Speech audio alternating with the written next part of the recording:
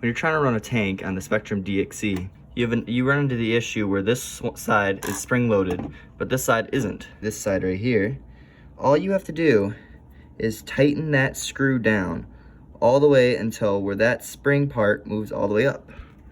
I'll show you what that looks like.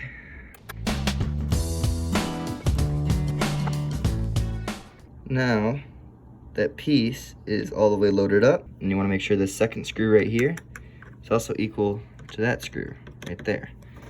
So you want to look at the height of each one and make sure they are the same. That will do is it will make this side here spring loaded.